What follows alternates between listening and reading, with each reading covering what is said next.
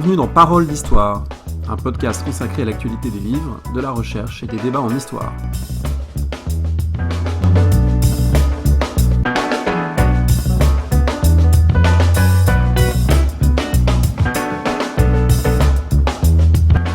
André Loez au micro, deuxième volet de l'entretien avec Pierre Briand sur Alexandre le Grand, ses images et ses usages.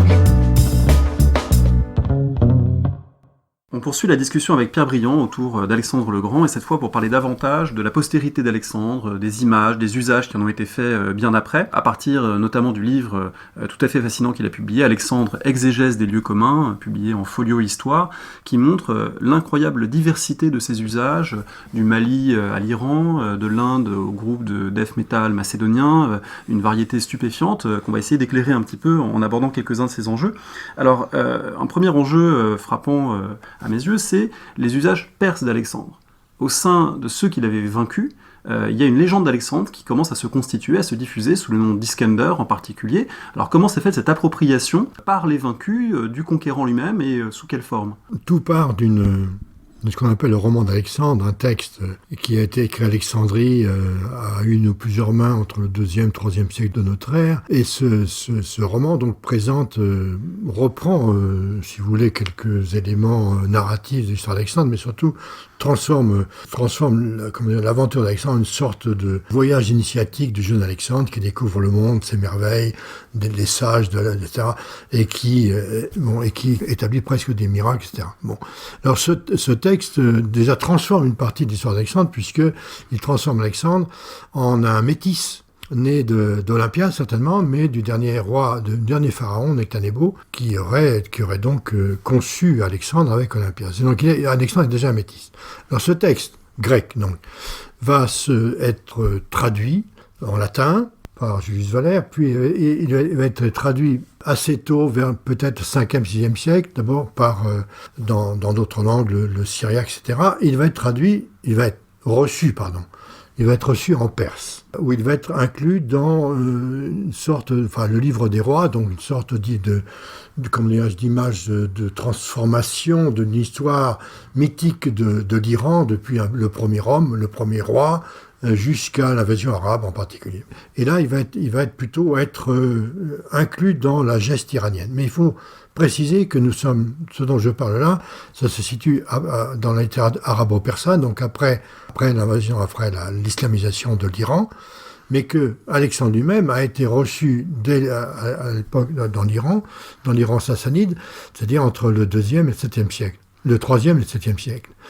Et que à cette époque-là, dans la littérature sassanide, il est dénoncé sous le nom d'Alexandar Ghizistad, c'est-à-dire Alexandre le Maudit, est dénoncé comme celui qui a détruit l'Iran, celui qui a, au lieu de la merveilleuse unité de l'Iran qu'il a divisé volontairement en 60 ou je ne sais plus combien, plusieurs dizaines de petits royaumes, et qui a détruit la bonne royauté, c'est-à-dire le zoroastrisme, le masdéisme, et qui a même détruit les livres sacrés, disait-on, alors qu'il n'y avait pas de livres sacrés, peu importe. Et donc c'était l'image même de l'envahisseur qu'on devait absolument dénoncer. Bon. Donc, en Iran, c'est la raison pour laquelle, en Iran, Alexandre a un double visage. Hein, et il est celui qui a détruit Persépolis, quand même. Hein. Bon.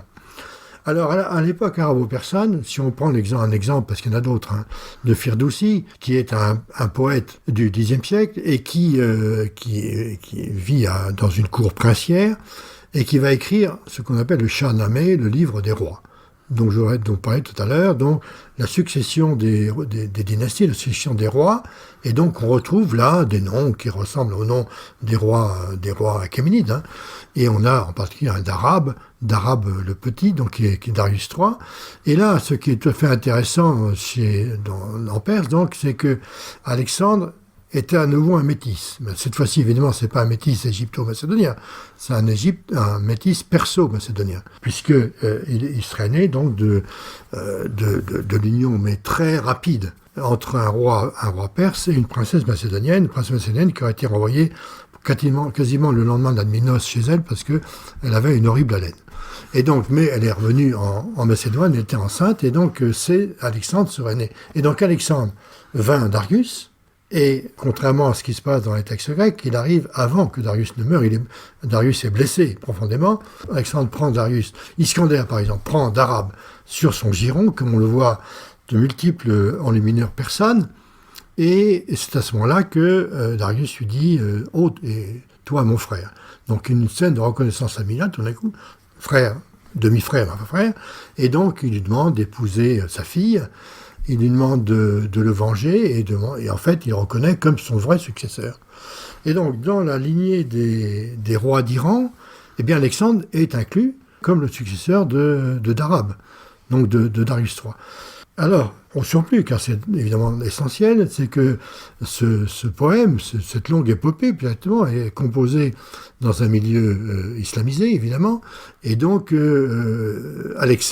Iskander, est un défenseur de l'islam. Il est un héros de l'islam, héros dans les deux sens du terme, héros, héroès et héroïté, et c'est ainsi qu'il va promouvoir l'islam, être un défenseur de l'islam, etc. Donc, d'une certaine manière, la figure d'Alexandre, si on prend ces passages, si vous voulez, est une figure plutôt positive dans la mesure, mais positive parce que c'est plus la figure d'Alexandre, c'est la figure d'un Iskander perse, ou à moitié perse, ce qui n'est pas tout à fait la même chose d'ailleurs. Bien.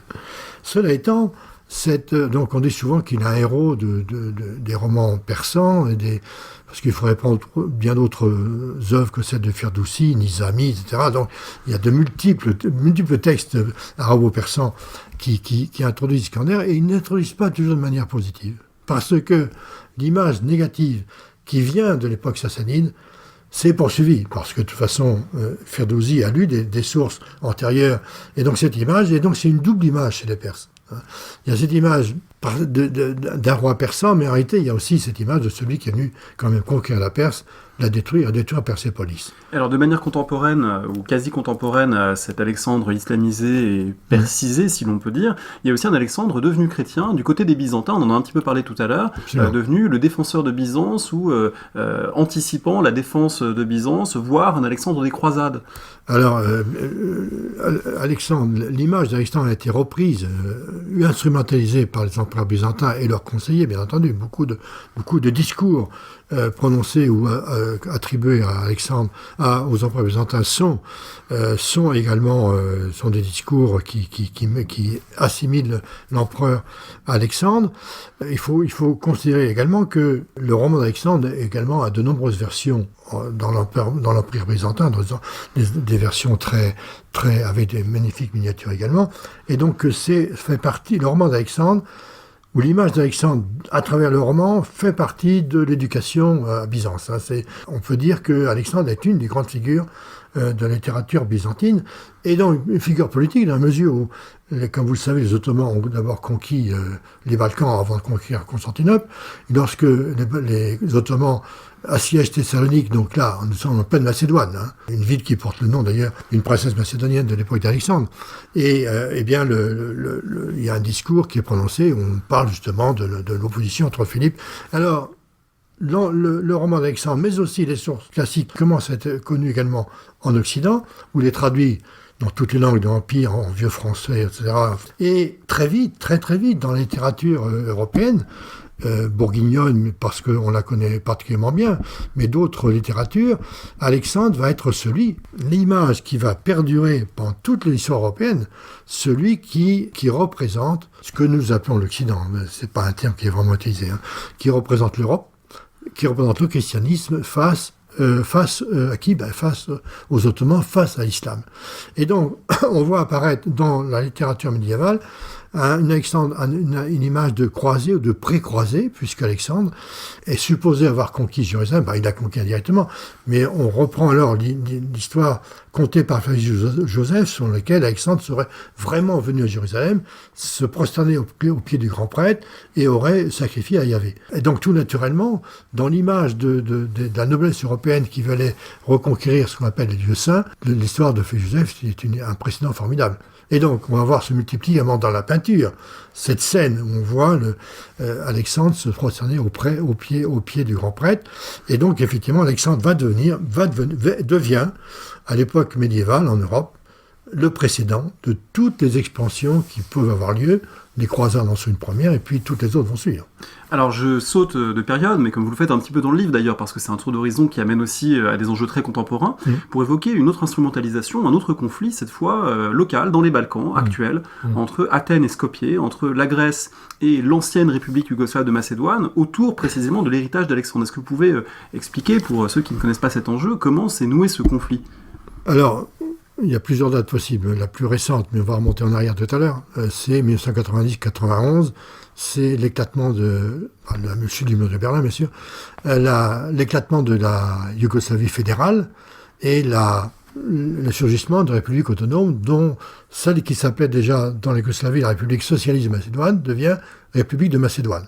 Aussitôt, en Grèce, levée de bouclier, si je puis dire, et on veut interdire, il y a une manifestation monstre à Thessalonique et Athènes, où l'Église orthodoxe est d'ailleurs partie prenante, et qui veulent interdire la Macédoine. Ne touchez pas la Macédoine est grecque. Et donc ce conflit s'est poursuivi, mais en fait, il faut peut-être revenir en arrière un petit peu pour comprendre l'origine de la chose. L'origine de la chose, d'abord, est très ancienne, hein, parce que dès l'indépendance de la Grèce, donc, et dans les années qui ont suivi, il y a eu un conflit dans les Balkans à qui appartenait la Macédoine turque, qui n'avait pas été encore conquise. Hein. La Macédoine turque s'étendait sur toute la Thrace, la Macédoine, entre Kavala à l'est et jusqu'au lac de Cride. Et donc, plusieurs pays avaient l'ambition de s'en emparer, la Bulgarie, la Serbie et la Grèce. Et donc, ces trois pays, plus le Monténégro, ont noué une coalition contre l'Empire ottoman et ont remporté la victoire en 1912-1913. En 1913, un accord international a reconnu que, d'une part, la Grèce avait le droit de souveraineté sur la Crète, que la Crète faisait partie de la Grèce, et qu'une très large partie de la Macédoine, dont Thessalonique, avait été acquise à la Grèce, et plusieurs années plus tard, en 1923, il y a eu un échange de population, et nombreux Turcs ont dû quitter la Macédoine, dont d'ailleurs, je crois, la famille de Mustafa Kemal, sauf erreur de ma part, et donc vous avez ce conflit entre les puissances balkaniques qui ne va cesser de grandir, et donc vous avez un conflit qui est un conflit politique, mais un conflit aussi, un des enjeux scientifiques, quelle était l'ethnie de la Macédoine, grecque ou pas. Et donc vous avez de nombreux savants grecs qui reprennent tous les textes, qui dressent des listes de noms et qui vous disent « mais non, la Macédoine était grecque, était peuplée de Grecs ». Et de toute façon, ils disent, après 1923, date à laquelle nombreux Turcs ont quitté la Macédoine et que nombreux Grecs d'Asie mineure sont venus en Grèce, l'échange de population, vous savez, après la guerre d'Asie mineure, etc., eh bien, il y a eu, maintenant, la Macédoine est même de plus en plus grecque, parce qu'il y a eu une hellénisation de la Macédoine de ce fait. Et donc, le conflit n'a jamais cessé, et on le voit réapparaître de cette manière, de manière assez visible, lorsqu'en 1977, en novembre 1977, si ma mémoire est bonne, l'archéologue grec Manolis Andronikos découvre des tombes royales à Agaï, à Virgina, dont il avait montré, dont il est sûr, qu'il existait une nécropole royale macédonienne.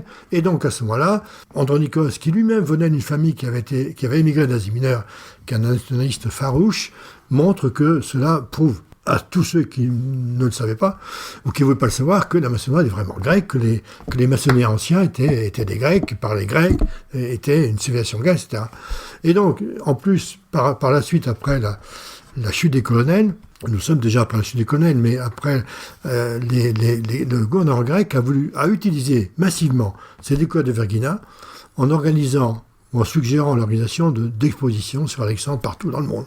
Il y a un passage dans mon livre qui porte sur ces trentaines d'expositions, dont les premières ont lieu aux États-Unis. Mais c'est un outil de communication politique formidable, absolument, Alexandre. Absolument. Alors, ce à quoi les autorités de Macédoine devenues indépendantes répliquent par leur propre œuvre monumentale, qui d'ailleurs figure en couverture de votre livre, hein, voilà. C'est ce colosse d'Alexandre à Skopje, en Macédoine, pour dire, mais non, la Macédoine, on a le droit de s'appeler Macédoine, et ça n'appartient pas qu'aux Grecs. Voilà, et les choses sont envenimées à partir de l'arrivée au pouvoir d'une formation politique dont j'ai oublié le sigle, VRMNO, qui sont en principe d'anciens communistes mais nationalistes, qui pour asseoir leur pouvoir politique, vont faire grossir le nationalisme. C'est quand même un processus bien connu partout. Hein.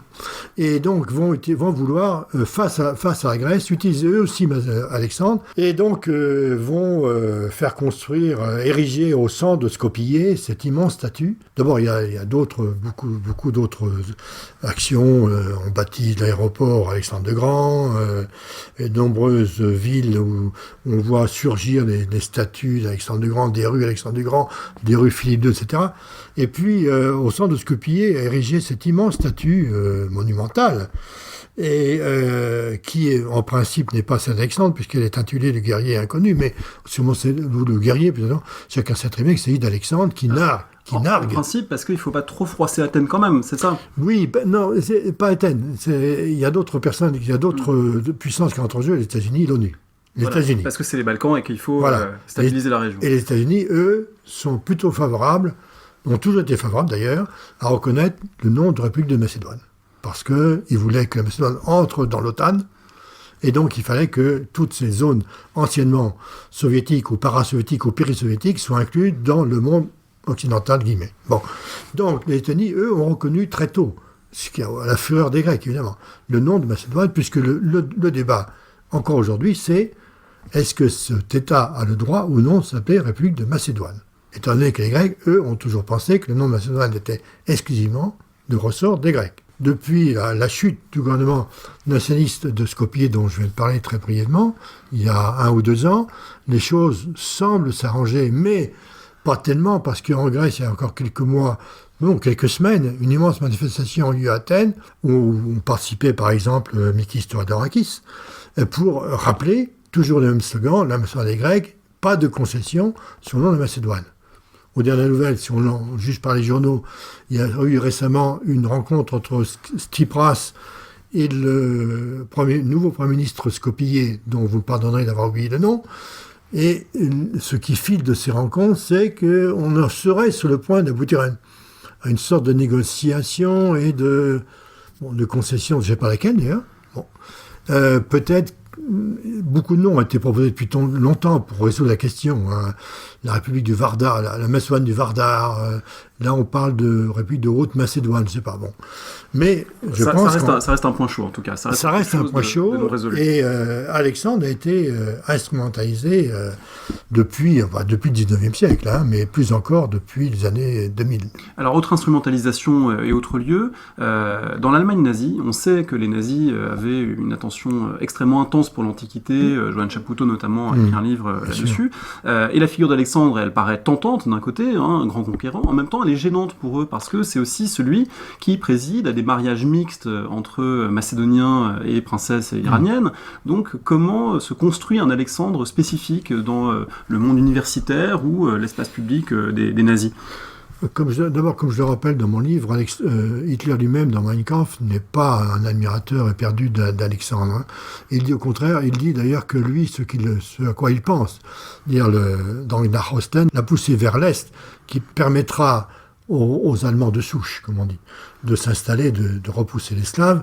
Et donc, lui, comme Hitler oppose ce qu'il croit pouvoir être cette avancée vers l'Est à la conquête d'Alexandre, puis pour lui, la conquête d'Alexandre, c'est un raid sans lendemain, alors que lui, c'est une véritable entreprise de colonisation ethnique qui veut... En revanche, il y a de très très nombreux historiens se sont ralliés au nazisme, hein. Pas seulement historiens de l'Antiquité, parce qu'il y a une continuité en partie idéologique entre ce qui se disait du temps de la République de Weimar et ce qui va se dire du temps du nazisme, et l'adhésion à des valeurs nationalistes, etc., qui sont pas si éloignées. Et donc de nombreux historiens d'Antiquité vont se rallier avec armes et bagages, et vont écrire sur Alexandre. Moi j'en prends 2 dans mon livre, mais il y en a d'autres. Hein. Enfin j'en cite d'autres d'ailleurs, Helmut Berv et Fritz Schermerhorn, qui est d'ailleurs autrichien, mais donc fait partie du Troisième Reich, et qui vont écrire des ouvrages où ils vont justement écrire. Alors, le premier va écrire justement un article qui a encore une certaine audience sur la politique de fusion d'Alexandre, où il loue Alexandre d'avoir rassemblé les Perses et les Macédoniens dans une même entité, au moins d'avoir voulu la fusion, mais en disant, mais finalement, c'est pas très très grave parce que ce sont deux peuples indo-européens. Donc deux peuples indo-européens qui ont des racines communes, donc c'est pas une fusion entre l'Orient et l'Occident, c'est une fusion entre indo-européens. Bon. Et alors, Fritz Schirmayer, quelques années plus tard, en 42, 43 ou 44 plus exactement, publie un livre sur les Indo-Européens, et il a un chapitre sur Alexandre, et là, lui est beaucoup plus, alors Schirmayer était, lui, un nazi pur et dur, sans concession, rallié, il en tirait beaucoup d'avantages d'ailleurs, dans la carrière. Et il écrit ce livre, il dit, il prend parti d'ailleurs, assez curieusement, une note de bas de page contre Berve, en disant non, pas du tout, de toute façon, tout cela c'est du cosmopolitisme. Donc il dénonce Alexandre comme un titan, mais un titan négatif, de l'œuvre est négative. Et donc, la personne d'Alexandre a toujours eu cette image. Il y a bien sûr la conquête de l'Est, mais ça suffit pas. La conquête de l'Est ne doit pas s'accompagner de mélange de population. Cette conquête, elle est aussi utilisée, ou elle est en miroir, vous l'aviez un peu dit tout à l'heure, de l'entreprise coloniale européenne. Et ça, c'est particulièrement visible dans l'historiographie française et britannique, du début du XXe siècle notamment. En quoi Alexandre fait figure finalement de colonisateur idéal ? Eh bien, parce que Alexandre, d'abord, il fait office de colonisateur idéal parce qu'il a conquis des pays que les pays européens ont conquis eux-mêmes et qu'ils doivent administrer, et il cherche des leçons, comme on dit, chez Alexandre.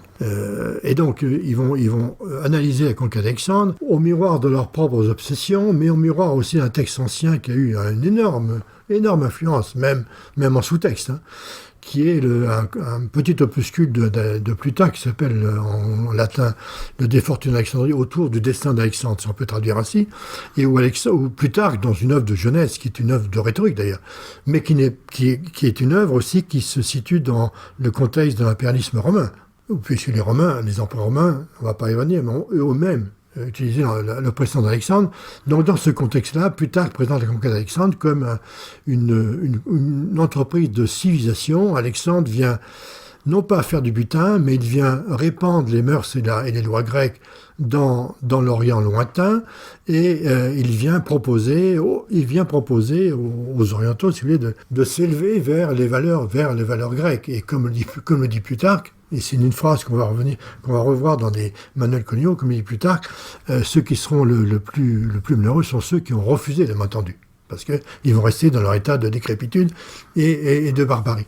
Et donc, on va reprendre toutes ces formules, et il y a un aspect qui est très très important dans tout cela, c'est aussi cette conception, cette certitude absolue à laquelle j'ai fait allusion très brièvement tout à l'heure, qui est que l'Orient, puisque c'est ce terme qui ne veut rien dire, mais qui est utilisé pour ça, donc on va dire l'Empire achéménide par exemple, est dans un état de décrépitude économique absolue, qu'il n'y a plus aucune force productive, il n'y a pas de transformation, puisque le gouvernement impérial pratiquement l'interdit. Toutes les richesses sont aspirées vers le centre, thésaurisées, et rien n'est redistribué. Donc c'est l'affaissement de toute production, du commerce, etc. Et la grande image d'Alexandre, celle qui naît d'ailleurs avec Montesquieu, je dois dire au XVIIIe siècle, dans un contexte très discursif qui n'est pas du tout le contexte colonial chez Montesquieu, Alexandre apparaît comme celui qui va rénover une Asie stagnante et immobile, qui va, en ouvrant de nouvelles routes de commerce vers l'Inde, il va détruire des barrages que les Perses auraient établis sur le Tigre et l'Euphrate pour interdire aux ennemis de pénétrer jusqu'au cœur de leur empire.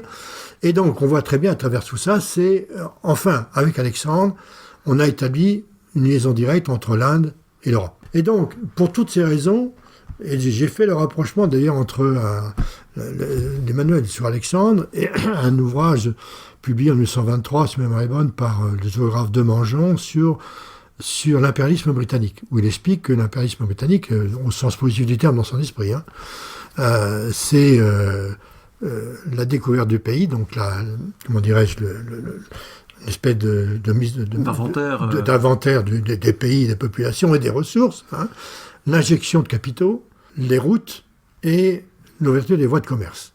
Et donc, en réalité, quand on plaque ceci sur Alexandre, ou qu'on plaque ce qu'on croit savoir d'Alexandre là-dessus, on s'aperçoit que c'est toujours les mêmes choses, les mêmes arguments qui sont appelés, les mêmes stéréotypes. Et quand j'ai fait cette analyse des manuels scolaires entre 1830 et 1950, dans l'article dont je parlais tout à l'heure, de 1979, j'ai retrouvé dans tous les manuels scolaires les mêmes stéréotypes, les mêmes constructions, les routes, le commerce, les villes nouvelles, etc., la monnaie. Et on passe en particulier de la thésaurisation, donc des espèces immobiles aux espèces circulantes, une vision qui avait été théorisée par Droysen en 1833. Alors justement, on peut dire un petit mot de Droysen, parce que c'est quand même une figure absolument majeure dans la transmission d'un modèle et dans la transmission de l'historiographie d'Alexandre, Plutarque du côté des sources, Droysen du côté des historiens, qui au XIXe siècle a légué un grand nombre de schémas interprétatifs. Absolument. Droysen, il faut peut-être dire deux ou trois mots sur son nom. Droysen, donc, c'est un historien prussien qui a fait ses études tout jeune à l'université de Berlin et qui a suivi des maîtres éminents à l'université de Berlin, en particulier. Bon, il a suivi des cours de Hegel. Hegel est mort en 1931. Il a suivi les cours de Beuck, qui était un éminent spécialiste d'histoire grecque, mais surtout de documentation grecque, épigraphie et numismatique. Et donc, Droysen s'est formé, était un helléniste tout à fait remarquable, et il a fait une thèse sur justement le statut économique du royaume des Ptolémées. Et à la suite, il a décidé d'écrire un ouvrage. Il avait à ce moment-là, nous sommes en 1831, il avait 23 ans. C'était jeune, hein. Il avait déjà une œuvre déjà considérable derrière lui, de traduction. Oui, c'est un prodige. C'est un prodige. Il décide d'écrire un ouvrage sur Alexandre qu'il publie 2 ans plus tard, en décembre 1833, l'histoire d'Alexandre le Grand en allemand, donc, qu'il publie à Berlin, et dans lequel, qui est une histoire essentiellement narrative, hein. Il fait le point de toutes les conquêtes d'Alexandre, mais où il intervient, il introduit des réflexions, et on voit là l'image d'Alexandre positive dans à peu près ce que je viens de dire, hein, et dont on a considéré traditionnellement que Droysen était le créateur de l'historiographie moderne d'Alexandre. Bon, tout ceci parce qu'on a oublié qu'entre le Moyen-Âge et l'époque contemporaine, il y avait l'époque moderne, et en particulier le XVIIe et le XVIIIe siècle. C'est au XVIIIe siècle, comme je le rappelle dans le livre antérieur, Alexandre de Lumière, c'est Montesquieu qui crée. Et l'image d'Alexandre de Droysen reprend en grande partie celle de Montesquieu et des philosophes du XVIIIe siècle. Bien. Donc, on a là Droysen va avoir une influence considérable, parce que ce premier livre est suivi de 2 autres sur l'histoire de la période hellénistique, qui sont repris ensemble en 1977 dans l'histoire de l'hellénisme, traduit en français en 1983, et qui va avoir une audience considérable, et qui a toujours une audience considérable. C'est un ouvrage formidable, mais qui est en grande partie dépassé quand même, puisque elle est dépassée, je dirais, surtout parce que les questions sont maintenant posées de façon différente, et que maintenant, je pense, en tout cas, on devrait, s'intéresser à la phase A dont je parlais tout à l'heure. Donc, s'intéresser au monde achéménide. Réinsérer Alexandre dans la longue durée de l'histoire des rapports entre la Méditerranée orientale et la Babylonie, l'Égypte et l'Asie centrale. Alors pour revenir à cette question de l'Alexandre colonisateur, c'est aussi une figure qui peut être combattue du côté des colonisés. Il y a un passage passionnant dans votre livre où vous parlez de l'Inde et vous montrez que notamment un cinéaste indien, Sohrab Modi, en 1941, réalise un film, Sikandar, qui met en scène Alexandre, mais un Alexandre finalement qui va échouer à conquérir l'Inde, qui va être repoussé par le roi indien Poros. Donc les Indiens peuvent opposer à la domination coloniale britannique qui se prévaut de l'image d'Alexandre, un autre Alexandre, l'Alexandre finalement qui a échoué. C'est ça, dans les premières décennies du XXe siècle, donc en Inde, il y a en fait 2 courants historiographiques. Hein. Quand on parle d'Alexandre, mais pas d'Alexandre proprement dit, il y a le courant britannique, qui présente Alexandre comme on le voit. C'est le précédent de la colonisation britannique, hein, qui a déjà tout inventé. Et donc c'est un débat qui a eu lieu déjà du XVIIIe siècle. Hein. Alexandre a déjà été introduit dans la littérature coloniale britannique en pour et en contre. Et donc il y a cette littérature-là, puis il y a la littérature indienne, les historiens indiens, proprement indiens, qui eux sont beaucoup plus réservés là-dessus, en disant ça a duré que quelques mois, donc ça n'a pas eu d'influence sur nous. L'Inde n'a pas été hellénisée, dit-il. Et de toute façon, finalement, certes, Alexandre a remporté une victoire sur Poros, une victoire à la Pyrrhus, si je peux me permettre, c'est à peu près, puisque Poros a retrouvé ses États et en fait les a agrandis. Et en plus, Alexandre, très vite, les Macédoniens ont été chassés de l'Inde. Ce qui n'est pas faux complètement, et que Alexandre a dû partir sans établir vraiment une domination sérieuse sur l'Inde.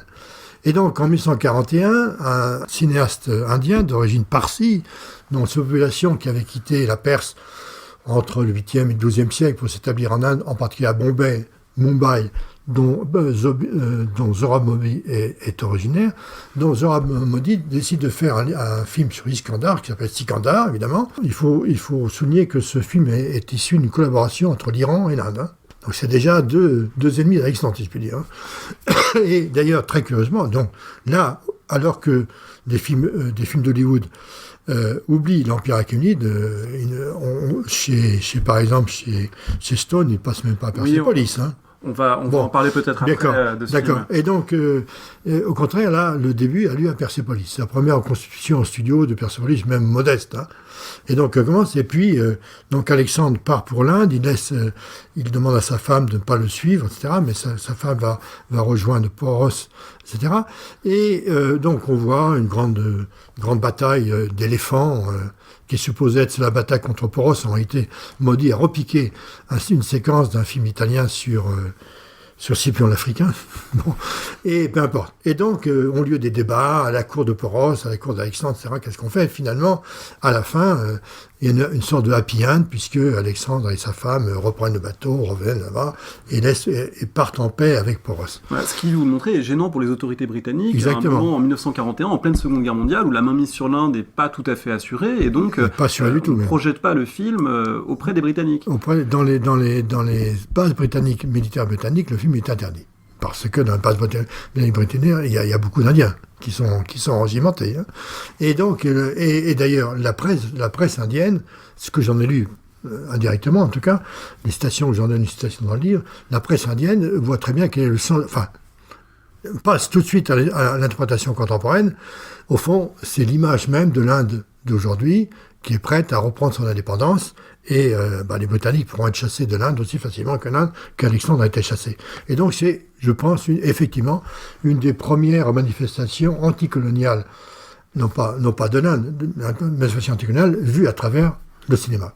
Alors, pour rester sur le cinéma, une dernière question peut-être sur ce film d'Oliver Stone, Alexandre le Grand, qui a bénéficié d'un conseil historique, je crois que c'est Robin Lane Fox, qui avait accompagné la préparation du film. Qu'est-ce que vous en avez pensé? Parce que quand on travaille 40 ans sur Alexandre et que tout d'un coup on voit cet énorme film hollywoodien très étrange, avec un Alexandre à perruque blonde, avec toutes sortes de choses qui sont vraiment de l'imaginaire de Stone lui-même, on peut penser que quand on voit les scènes qui se passent en Inde, c'est le Vietnam qui l'a transposé, enfin il y a quelque chose de cet ordre-là. Comment vous avez reçu ce film? Très mal. On va dire, j'ai dit mon sentiment dans le monde, un billet libre dans le monde, à cette époque-là, où on voyait qu'Alexandre, en fait, pour continuer à parler sur le thème que nous avons évoqué, je ne parle pas de la perruque blonde, moi qui ne m'a pas gêné particulièrement, il aurait une pellicule rousse ou brune, ça aurait été pareil, mais c'est surtout que Alexandre, d'abord, le projecteur est fixé uniquement sur un personnage. Hein. Donc nous sommes dans le régime de la biographie la plus classique, non pas dans le régime de l'histoire. C'est pas l'histoire de la conquête, c'est l'histoire d'un personnage. Même s'il y a une petite tentative d'introduire par Ptolémée, une sorte de narrateur, basant sur des documents. C'est la petite concession faite à l'historien dans l'impression. Sur les documents qui sont ses propres mémoires. Hein. Bon. Mais non, ce que je veux dire, c'est... Et donc, ce qui m'a beaucoup frappé dans le film, moi, c'est l'absence totale de l'Empire achéménide. Bon, on voit Darius à un moment qui est pas glorieux d'ailleurs. Alexandre traverse toute la Turquie actuelle. Il traverse le Liban, la Syrie, il va jusqu'en Égypte, il traverse la Babylonie, il va là. Il y a une scène à Babylone qui est d'un orientalisme débridé. Donc on n'évoque jamais. Donc nous sommes dans l'historiographie d'Alexandre la plus traditionnelle, la plus classique, où l'Empire achéménide n'existe pas. Alexandre traverse un empire qui n'a jamais existé, conquiert un empire qui n'a jamais existé. Il y a des gens qui parlent de langues différentes, qui ont des cultures différentes, etc., dans lesquelles Alexandre, en fait, est entré en contact avec eux. Bon. Même l'affaire de Persépolis n'est même pas évoquée, elle n'est pas là. Donc, alors, bon. Et donc, c'est ce qui m'a beaucoup frappé. Et en plus, Alexandre, je ne sais pas si vous vous souvenez de cette scène à Babylone, Alexandre est sur une sorte de balcon, et il parle. À qui, je ne sais plus, à lui-même, d'ailleurs, probablement aux dieux, à ceux qui sont autour de lui. Et il parle, il a un discours qui est celui du libérateur. Je suis venu vous libérer. Et d'ailleurs, lorsqu'Alexandre entre en Babylone, vous avez tous ces orientaux, j'emploie ce terme volontairement, qui se lèvent en disant bravo Sikandar, qui vient les libérer du joug perse. C'est l'image la plus traditionnelle qui court depuis l'Antiquité, dont on sait que c'est pas comme ça que c'est passé. En plus, on sait maintenant que c'est passé comme ça, parce qu'on a des documents babyloniens qui prouvent qu'il y a eu des négociations après Gaugamel entre le camp d'Alexandre et le camp babylonien et le camp perse. Et donc, l'entrée à Babylone qui s'est produite comme ça, elle s'est produite comme ça parce que c'était marqué dans l'acte, dans le contrat passé. Elle a été préparée. On a jonché le sol de fleurs, mais c'est pas l'enthousiasme des orientaux pour les libérateurs, c'est une négociation politique. Voilà, une négociation, et on a négocié les conditions de l'entrée à Babylone, qui étaient d'ailleurs les conditions traditionnelles de l'entrée, c'est copié sur l'entrée de Cyrus à Babylone. Hein. Donc, si vous voulez, pour moi, c'est vraiment la caricature d'une forme de vulgarisation, car je ne dis pas qu'il est un vulgarisateur, mais malgré tout, quand on voit les interviews de Stone, on a l'impression comme toujours, d'ailleurs, il parle avec beaucoup d'affectation scientifique, etc. Il veut apporter la vérité, de la même façon que quand il parle de l'assassinat de Kennedy, il est sûr d'apporter une vérité, alors que c'est une vérité très, très contestable, y compris dans l'assassinat de Kennedy. Et là, c'est pareil, il s'est fondé sur ses propres conceptions, parce que cette idée sur Alexandre, ça remonte à très très loin. Hein. Je me souviens avoir été contacté par la pré-production en 1982, je crois. Il me demandait déjà de les aider à préparer ça. Bien, j'ai pas continué d'ailleurs. Et donc, c'est une idée qui vient de très loin, et donc des propres idées qui ont été confrontées à celles de Robin Nain Fox, qui est un très grand savant, mais qui a des idées très arrêtées sur Alexandre, et qui a transmis à Fox sa vision d'Alexandre, libérateur, civilisateur. D'ailleurs, Nain Fox n'a pas été simplement conseiller, il a joué dans une scène du film. Dans la bataille de Gaugamel, Nain Fox raconte qu'il n'a pas voulu être payé, mais qu'en échange, il a voulu apparaître en cavalier dans une scène du film. Une toute dernière question, comme il y a des enseignants sans doute qui nous écoutent, qui ont souvent très peu d'heures pour aborder cette histoire. De moins en moins. De moins en moins, et de manière compliquée. Est-ce qu'il y a peut-être un document ou un ou deux documents que vous pourriez privilégier, dont vous diriez qu'ils sont des moyens d'accès privilégiés à toute l'histoire qu'on vient de raconter, si on doit faire des choix évidemment difficiles? Alors, des documents, il y a d'abord des documents figurés, à partir desquels on peut dire beaucoup de choses. Par exemple, j'ai travaillé récemment pour un colloque qui a lieu demain au Collège de France sur un monument connu depuis longtemps qui s'appelle le sarcophage dit d'Alexandre, qui a été trouvé à Sidon en 1887, qui est maintenant au musée d'Istanbul, qui date probablement de juste après Alexandre. Donc il y a une représentation par la cour d'un successeur, un artiste lié à un successeur, on ne sait pas lequel, peu importe, donc, de ce qu'a pu être la conquête d'Alexandre, ou plus exactement le sens de la conquête d'Alexandre. Et donc il y a des images extrêmement intéressantes, puisque vous avez sur les deux grands côtés deux images qui se répondent l'une l'autre, une scène de bataille, donc une bataille d'Alexandre, on ne sait pas laquelle, ça n'a aucune importance, on voit les Perses et les Macédoniens s'opposer les uns aux autres, et sur l'autre face, l'autre long côté, une scène de chasse aux lions, où au contraire collaborent les uns avec les autres, les Perses et les Macédoniens. Et donc vous avez plus d'autres figurations sur les petits côtés, sur les tympans. Donc je pense qu'à partir de là, je crois qu'on peut introduire beaucoup de choses.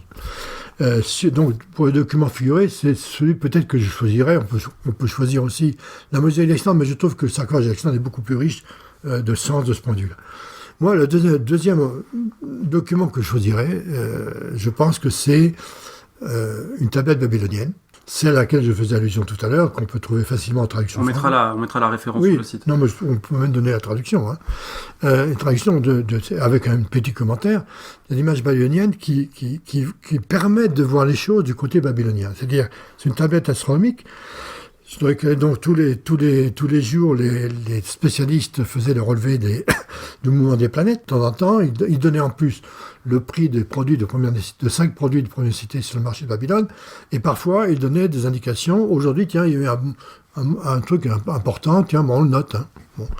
Et donc, Et alors là, il y a eu une chose très importante, puisqu'il y a une référence directe et explicite, tout à fait claire, à la bataille de Gaugamel, donc avec le départ de Darius, puis la victoire d'Alexandre qui prend les titres qu'il prend, et ensuite, alors il y a des lacunes, comme toujours, une tablette d'argile, hein, mais on retrouve facilement l'idée qu'il y a eu des échanges de messages et de messagers entre Alexandre et Babylone, et qu'il y a eu des accords. On voit très bien qu'il y a eu des accords, comme quoi, par exemple, les Grecs, Yamana, bon, les Grecs, les Macédoniens, c'est pareil, hein, ne vont pas s'introduire dans les temples, ne vont pas violer les temples babyloniens. Et d'autre part, on voit l'arrivée des Macédoniens à Babylone, etc.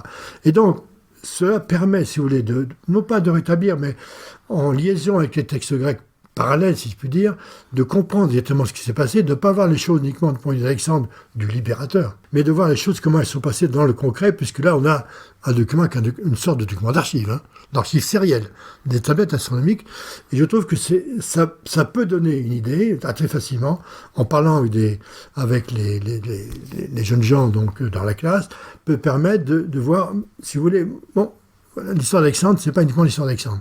C'est l'histoire de Darius et d'Alexandre, c'est l'histoire des contacts et des rapports d'Alexandre et des pays et des populations extrêmement diverses. Et là, par exemple, vous avez un document en babylonien cuneiforme qui fait allusion directement à un événement bien connu par les sources classiques.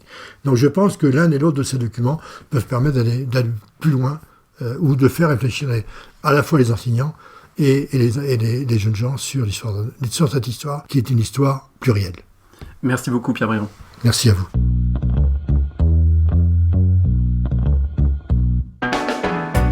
Merci de nous avoir écoutés. Rendez-vous sur le site www.paroledhistoire.fr pour toutes les informations sur le podcast, pour vous abonner, écouter ou télécharger les autres émissions.